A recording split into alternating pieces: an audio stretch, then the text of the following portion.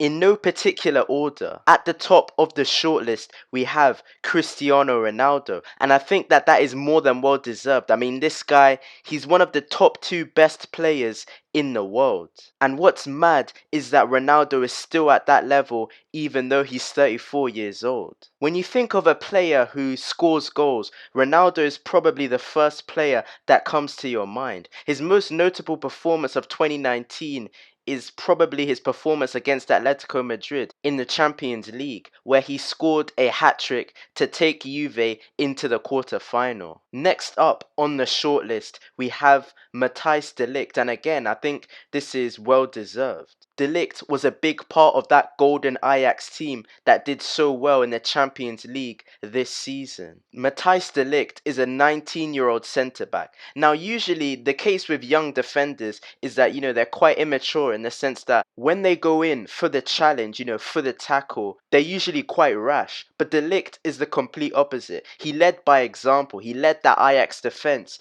And you would think that de Ligt was someone who's been in the game for a long time by the way he plays on the pitch. Next up, we have the two Liverpool wingers, Mohamed Salah and Sadio Mane. And I think they deserve to be on the shortlist as well. This season, they both won the Golden Boot. If you win the Golden Boot, you've had a good season. I think this season, those two have contributed to at least 50% of Liverpool's goals. We all know Mo Salah because of the season he had with Liverpool in the 2017-18 season. Obviously, in 2019, he hasn't been as good, but he's still been very good. The next player on the list is Virgil van Dijk. Now, similar to his fellow Dutchman, de Ligt, Van Dijk also, shows a lot of leadership on the pitch. He leads the Liverpool defense, and without him, I honestly think that Liverpool wouldn't be challenging for the Premier League or the Champions League. That is how influential this Don is to Liverpool. Because of Virgil's height, he can win any ball in the air, which makes him a danger from a corner or just a normal set piece like a free kick. He can head the ball into the back of the net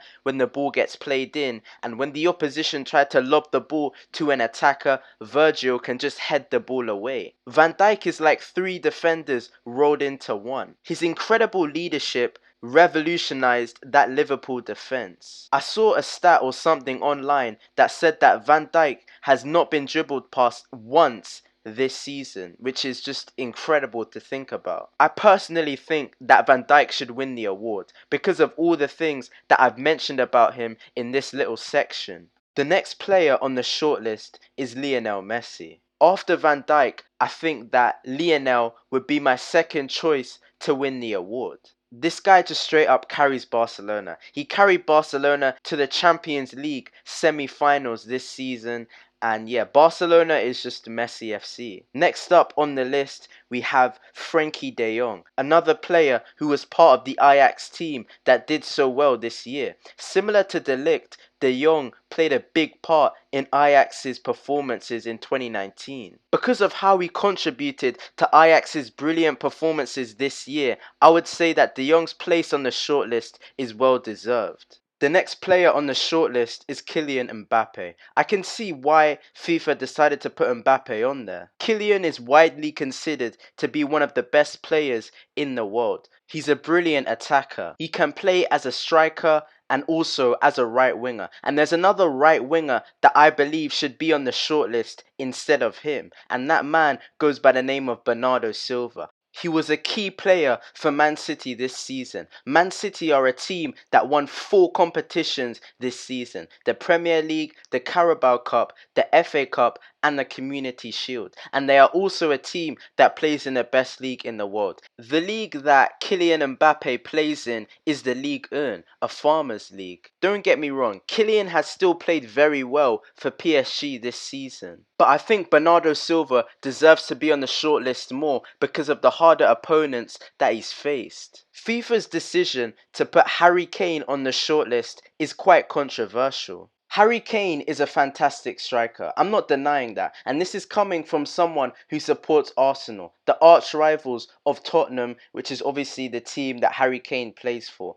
But the thing is, Kane hasn't really played as much for Spurs this season. because he's been injured, and that meant that he wasn't able to score as many goals. Now, if we're talking about Premier League strikers, I probably would have put someone like Sergio Aguero ahead of Kane for the shortlist, because Aguero hasn't really been injured that much in 2019. He's got a lot of game time, which means he's been able to, make more of an impact for his team. But Kane's injuries have sort of held him back a bit. Now, last but not least, we have Eden Hazard. Now, that is someone who's not controversial at all. He should be in the shortlist, definitely, in my opinion. He carried Chelsea to the Europa League title, and he carried Chelsea to a position in the top 4. Without him, Chelsea wouldn't have won the Europa League, and they wouldn't have been in the top 4. Eden Hazard got more goal contributions than any other player in the Premier League this season. That's a remarkable stat, and that really speaks volumes about just how well Hazard has played. Anyway guys, that is going to be the end of this video. I hope you guys did enjoy it. If you did, make sure to leave a like and subscribe. Thanks for watching, take it easy, and I'll catch you guys in my next video. Peace out. Yeah, I'm moving fast, so you pick up. I told you, get out of my face. I just need space, no more